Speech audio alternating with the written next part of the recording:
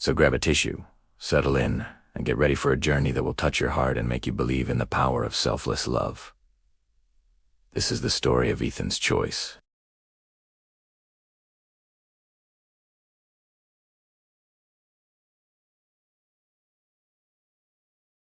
He saw the world in lines and angles, finding beauty in structure and form.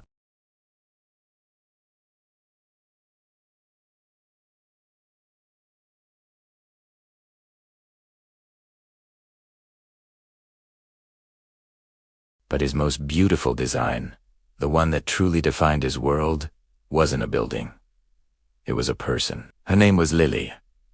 She was a painter, and where Ethan saw structure, she saw color and emotion. Her canvases exploded with life, capturing feelings that words couldn't express. She was his muse, his confidant, his other half. They met in a crowded university library, a chance encounter that felt more like destiny. From that day on, their worlds merged. They would spend hours in their small apartment, him sketching blueprints and her splashing paint, their creative energies feeding off each other. They were two parts of a whole, planning a future filled with art, travel, and endless love. Italy wasn't just his dream.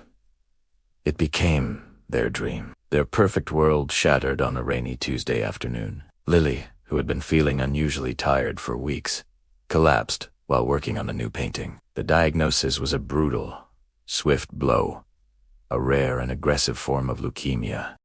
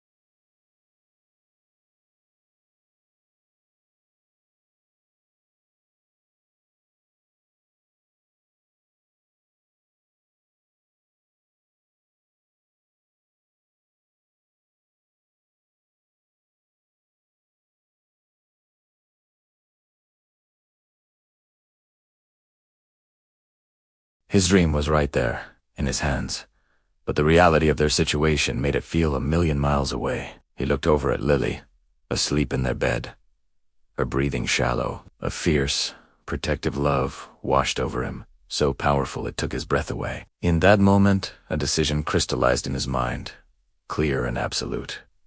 He knew what he had to do. His dreams didn't matter if she wasn't there to share them. The next morning, Ethan made a call that would change his life forever. He contacted the university and formally declined the scholarship.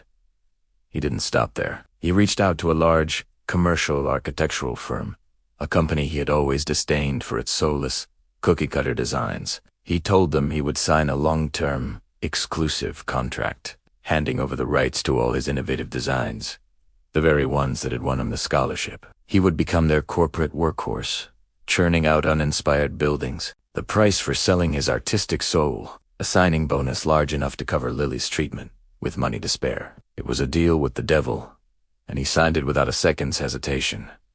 He never told Lily the full extent of his sacrifice. He simply told her that he had a change of heart, that had found a great opportunity locally that he couldn't pass up. Lily, weak but ever perceptive, sensed something was wrong. She saw the light go out of his eyes when he talked about his new job. She saw him come home, drained and empty, his creative spark extinguished. She questioned him, but he would just smile, kiss her forehead, and change the subject. He built a wall around his sacrifice, determined to protect her not just from the illness, but from the truth of what he had given up. The treatment began, and slowly, miraculously, it started to work. Color returned to Lily's cheeks.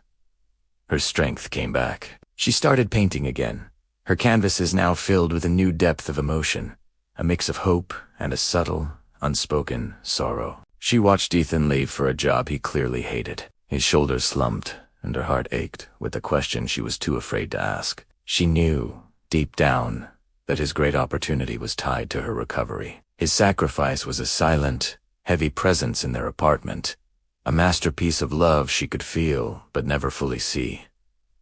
Years passed. Lily made a full recovery, her art gaining international recognition. Her paintings, born from a time of fear and uncertainty, resonated with people around the world. She became the success they had once dreamed of together. Ethan, meanwhile, remained at the corporate firm. He was financially secure, a respected project manager, but creatively hollow. He never sketched for himself anymore. His dreams of shaping skylines were locked away, buried under layers of corporate paperwork and client meetings. He attended Lily's gallery openings, a proud but distant figure in the crowd, his smile never quite reaching his tired eyes. One evening, while cleaning out an old storage closet, Lily found a dusty box. Inside was Ethan's old portfolio, filled with the breathtaking designs that had won him the scholarship to Italy. Tucked at the bottom was the crumpled acceptance letter he had declined. And next to it she found the contract he had signed with the commercial firm, dated just 2 days after her diagnosis. The pieces clicked into place, and the full weight of his sacrifice hit her with the force of a physical blow. The silent truth she had sensed for years was now laid bare in black and white. He hadn't just changed his mind. He had traded his entire future for hers. Tears streaming down her face, Lily confronted Ethan, the old contract clutched in her hand. He couldn't deny it any longer. The walls he had so carefully built came crumbling down. He finally told her everything: the desperate phone calls, the soul cruising contract, the quiet agony of giving up his passion. He had done it, he explained, because a world where he was a famous architect without her in it was a world he didn't want to live in. His greatest design, he told her, was not a building. It was her life, her recovery, her happiness. In that moment, Lily understood the true depth of his love.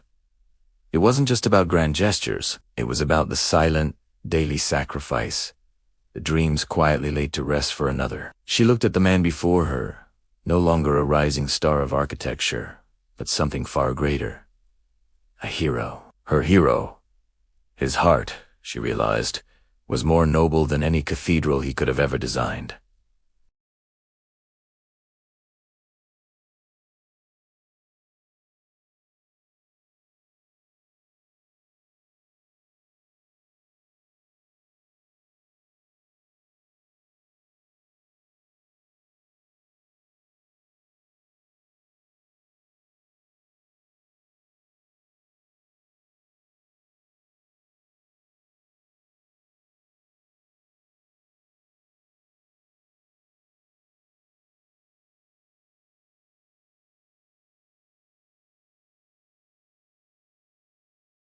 What did you think of Ethan's choice? Let us know in the comments below.